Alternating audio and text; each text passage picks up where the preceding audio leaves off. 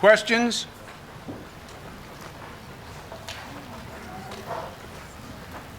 Questions, or Heather will tell the life-saving story again.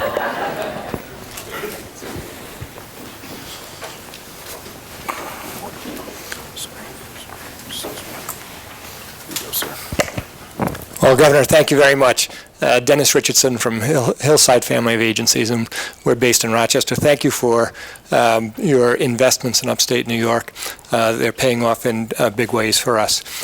We have, as you said, we have jobs growing, and in fact, we have jobs that we can't fill in upstate New York. So if you look at the big three cities, we have graduation rates in those cities that are abysmal. And they hover around 50%. In Rochester, actually, when you enter the Rochester City School District, you have a greater chance of not graduating than of graduating. What that has resulted in, of course, is quite a few young people who are moving out but not moving into the workforce because they're not equipped to do so. On top of that, then, we have an effort to opt out of Common Core testing. When we need to subscribe to high standards, we have in many communities families that are choosing not to subscribe to Common Core.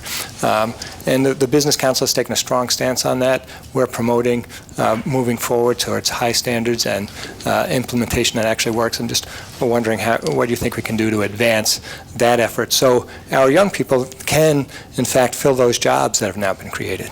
Yeah. Well, this is, you put your finger on a large, valid problem with a lot of tentacles.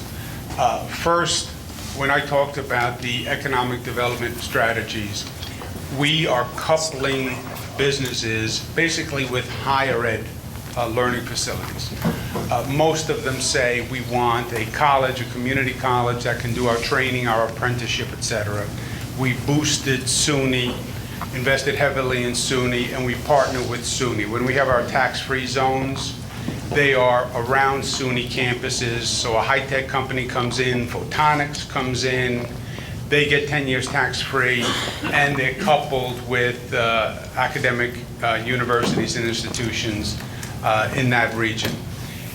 You're right, the elementary school education system is failing below the higher ed system. And it has been for a long time. I said on one of the slides, continuing the education reform movements. We have been very aggressive on the reforms of education and elementary school education. Governor David Paterson started it before me with the race to the top. We are continuing those reforms. Change is hard. Change is hard for a bureaucracy like the public education system. It is a very powerful system. It is the strongest political lobbying system in the state of New York, bar none, on both sides of the aisle. So I would, it hasn't been expeditious or easy, but we are making progress. The Common Core, I support Common Core. I think the way it was implemented actually generated more problems than anything else. I want to find a way to go back and clean up the implementation problems so we don't throw the baby out with the bathwater, because Common Core is right. But I also want to say to those opt-out parents, I hear the frustration. I understand that there was an anxiety created. I believe that anxiety was also fed, by the way. But reduce the anxiety, further Common Core, and make real reforms in our elementary schools system. And my position is, you know, failing schools, you have failing schools that have been failing for 10 years. And we keep sending kids there, like something is going to happen different. And, you know, that's the definition of insanity. And they just keep sending the kids there generation after generation. And I said, you know what, let's give them a date certain, a short date certain, and if that failing school doesn't turn around, then let's do something different. Because I'm not wed.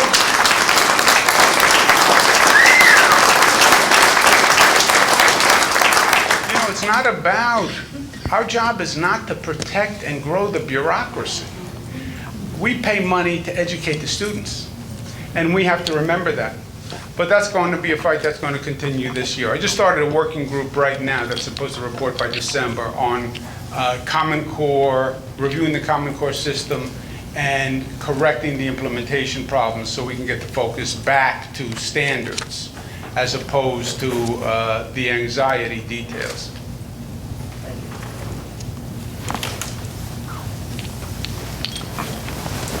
Paul.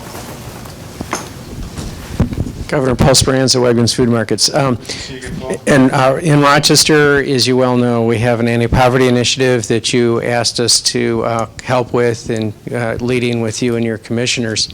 One of the things that I really want to respond positively to is what we've been able to do in Rochester around that, and we're just beginning, is reach out to those in poverty, listening to them, and they're actually part of our groups, and we've had the privilege of being part of that. And it's fascinating to see what's important to the people in poverty. And some of the things we've come back with are job training, and I know you're working on that. Actually having somebody in their life who can help them. A mentor, whether you're in high school, is a Hillside program, or for what we found is even adults need mentors because they don't have mentors. We need to work on childcare. And we need to work on transportation. Those are the top three. So really, on the one hand, I just want to thank you for your emphasis on that. And I just think that when we have the opportunity as a community to come together with our final report, one was just issued this week, hopefully it will be a template for the rest of the state. So not really a question, but just wanted to thank you for what you're doing in the Anti-Poverty Initiative. And as Dennis said, it's not just Rochester, it's Syracuse, it's Buffalo, it's a lot of communities. But we think we can be a demonstration project for the rest of the state. So thank you for your leadership. That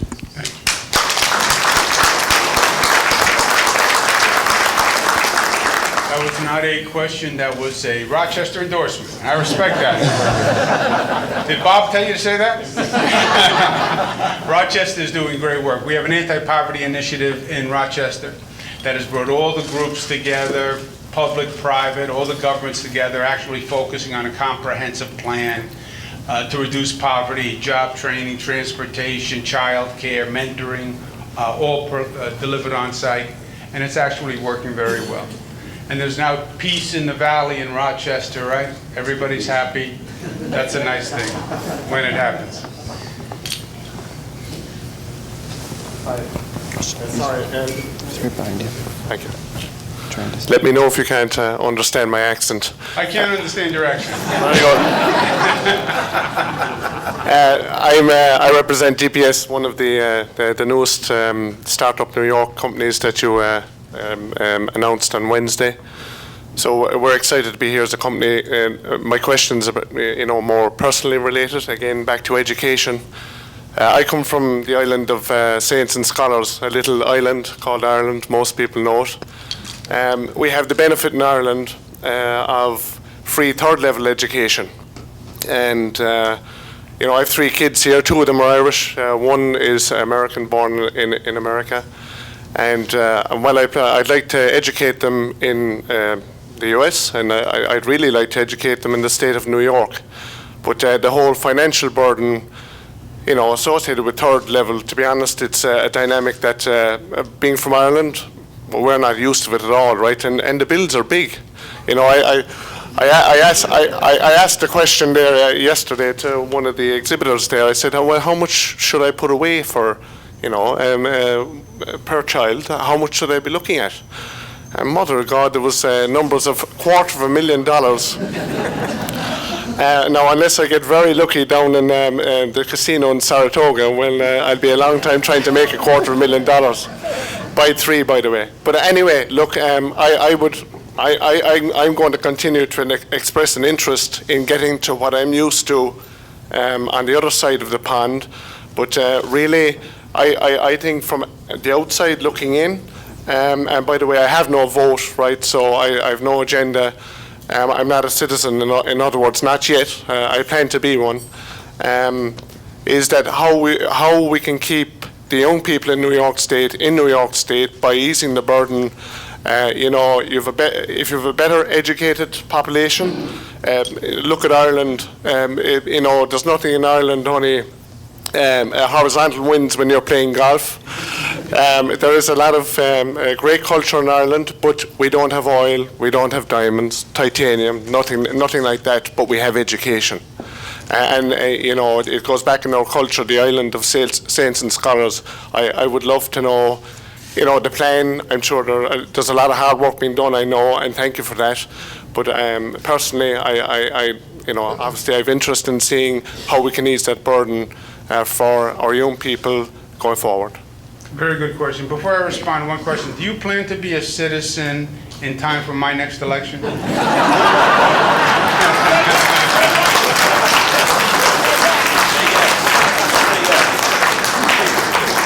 So yes, well, then I agree with you. And your question is a very profound question, I want you to know. Can you help me expedite it? Yes, I think I think the simplest way to do this to reduce the cost of colleges, I would think soccer or rugby scholarships right now. Soccer training. New York State, this is a national problem. It's not just a New York problem. And the costs are truly outrageous. And we have savings plans that can help you with it, but you're right. The costs are outrageous. This state is probably the most generous state in loans and grants for its residents.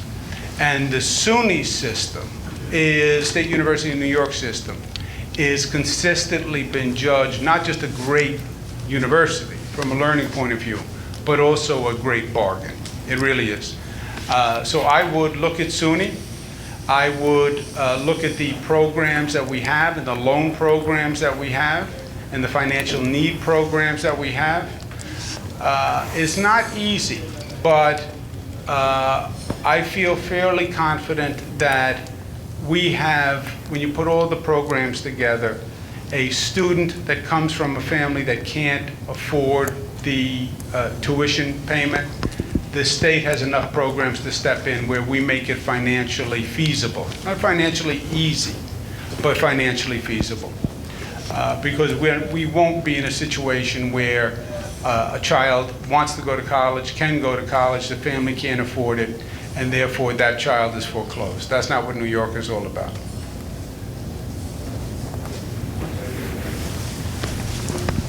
Mr. Falcone? Right here, Michael. You mentioned consolidation of towns, villages, et cetera. And I think it's pretty obvious that this is such a waste of money. And it's one of the reasons why our system of government here is expensive. But I don't think it's ever going to happen unless the state takes a very strong position.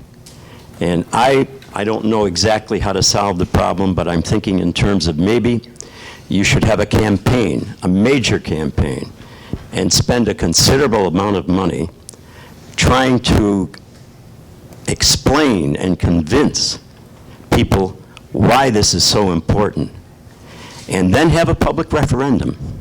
But I think that's the only way this thing is ever going to happen. It's so embedded and it's so hard. We need to get involved at a state level. You know, Michael, I agree. I agree with the thrust of your point. I have tried everything. I know you. I have tried providing incentives for local governments that will do it.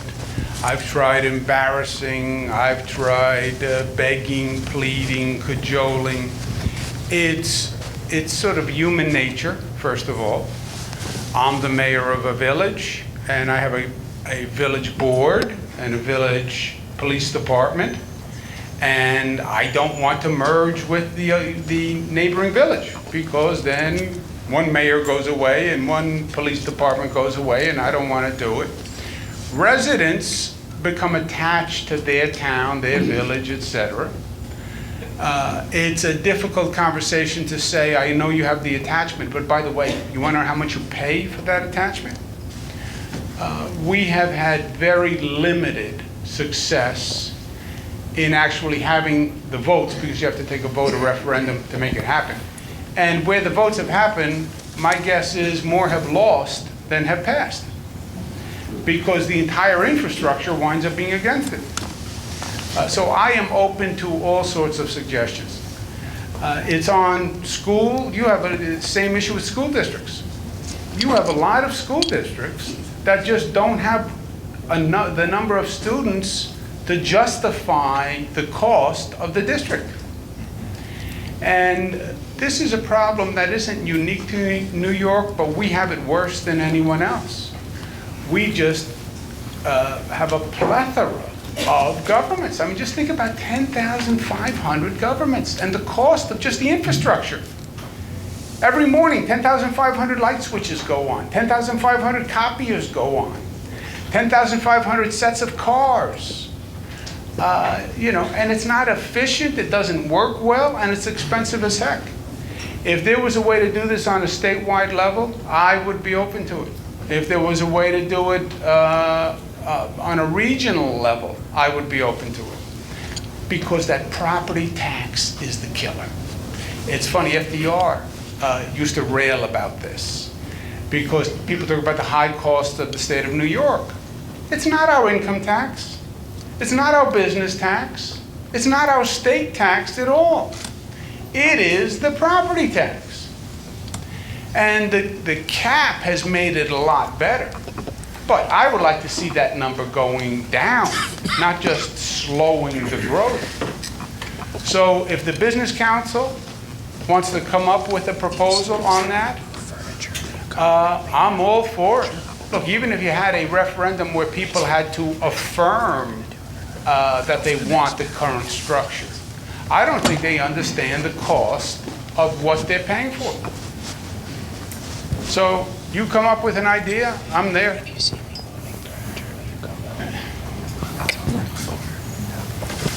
Thank you, Governor.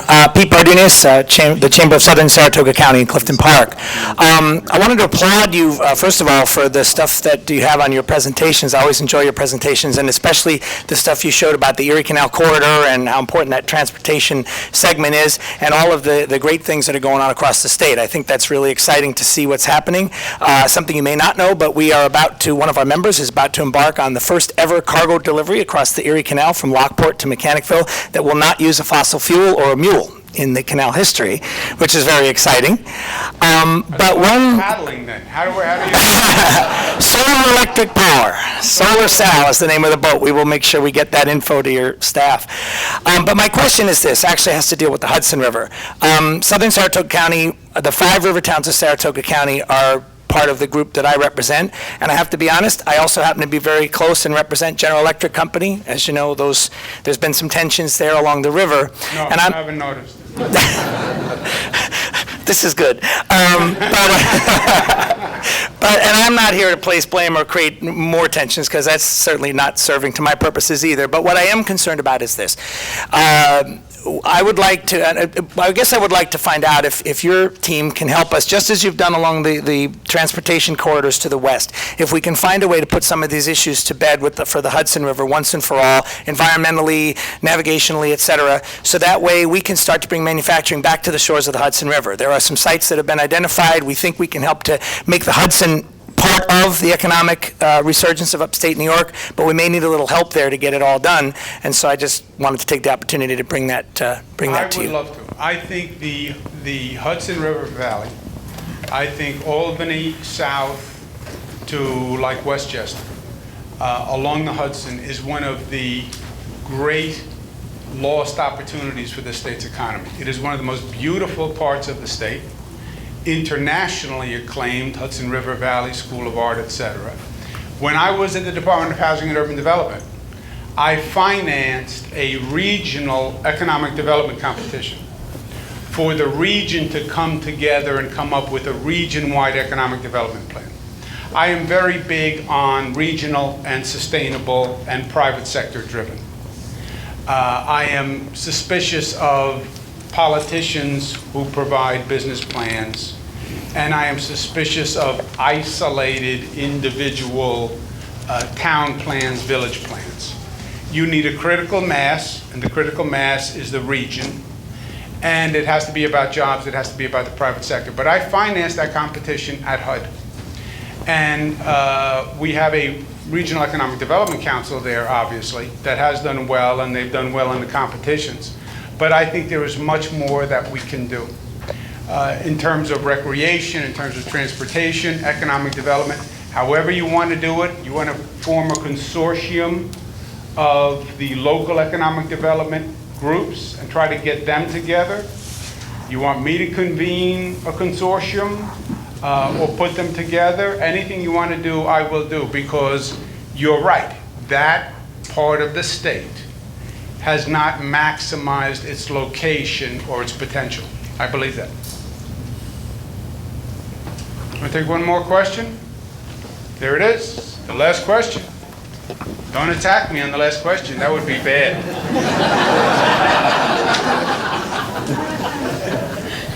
Governor, thank you for taking my question. First, I'd like to express condolences to you on the loss of Carrie Gabe, your attorney and a dedicated public servant. The impact of gun violence on our youth is devastating, particularly in African American communities where guns are the #1 killer of our youth. With no federal legislation being passed to make gun trafficking a federal crime, and communities of color in upstate New York, in Rochester, Buffalo, and Syracuse being seriously impacted by gun trafficking in loss of life. What can be done at the state level to stop the flow of illegal guns being trafficked within New York State as well as into New York State in an effort to stabilize those communities and give those kids a chance at life and opportunity? Thank you for the question. This is a little bit of a different topic for this group, but it's an appropriate one. Carrie Gabe was pronounced dead yesterday.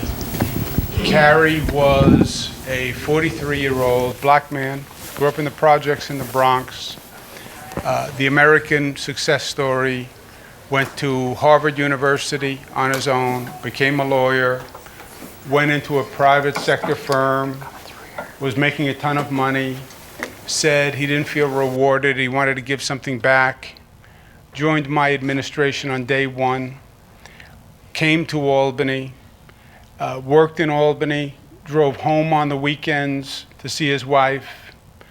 Beautiful, beautiful, decent, great lawyer, never said no, from Jamaican descent, just magnificent, a really magnificent person. Wanted to make a baby. He had to be in New York City with his wife to make a baby. After 4 years, he transferred to ESD with Howard Zemsky, and he was first deputy counsel at ESD. He goes out in Brooklyn during the West Indian Day Parade. There's a gang warfare. He gets hit with a random bullet in the head. He's dead. Family is devastated, and we've been living through this for the past week. One of the great ironies is Carrie worked with me on passing something called the SAFE Act, which was a gun control law in the state of New York, politically very divisive and very controversial. We are insane when it comes to this issue in this country. I believe this. And of all the insanity in our political system, and in all the politics and gridlocks and chest thumping to make a political point, this issue, if you just took a breath and talked about the facts realistically, it is so easy to solve factually if you could get past the politics. Our SAFE Act makes New York's law the strongest in the country, except we now have guns coming from every other state. So we have background checks in New York, but you can go to Virginia and buy a gun and just drive it in or drive it in the South. Well, we have a Second Amendment right to have a gun. And you are challenging that Second Amendment right. And that's a very powerful political argument. One political disagreement I've really had with my Republican friends is I think they pander to that. Nobody's anti-gun. Nobody's anti-gun. I own a gun. I own a gun. I've owned a gun for a long time. I have it in my home. I've had it in my home. I lived in Washington. I had it in my home. I have it in my home in Westchester right now. Nobody's anti-gun. The point is we have to keep guns from criminals and mentally ill people. But to keep them from criminals and mentally ill people, we have to have a background check that asks everybody. Because otherwise you don't know who's a criminal or who's a mentally ill person, right? We only want citizens to come into the country. They're so good at explaining this. Only citizens, only citizens, only citizens. Fine. But then you have to ask everyone for a passport. Now, if somebody said, well, don't ask me for a passport, I'm offended. I'm legal. I live in Rochester. You have no right to ask me. We'd say, no, of course you have to show me your passport so I know that you are legal. And the person shows the passport. Before you buy a gun, I want to know that you're legal and you're not a criminal and you're not mentally ill, so I need to see your documentation and have a background check. That's all this comes down to. No, I have a right. Well, did you have a right to walk into the country? No, I have no right to walk into the country. I have to show a passport. Well, show a passport, show your background information before you buy the gun. It has to happen federally. Because what's happening to us now is the guns are just being driven in. They're actually more valuable because you can't buy them in this state. And it is almost weekly that you see another tragedy of gun violence. Unnecessary, absurd, innocent, every kind of horrendous situation that you can imagine. And that we have still not as a nation figured out how to come to terms with this and eliminated the politics and said, let's just take a deep breath. Second Amendment, you're right. You're a legal owner. God bless you. This is not about a legal owner, but let's keep guns out of criminals. Let's keep guns out of the hands of mentally ill people. And it shouldn't have to be that you lose someone in your family or your friend before you realize the insanity of this. And let's stop the politics and the pandering, and let those politicians in Washington show some courage and stand up and tell the truth once and for all. Thank you, and God bless you.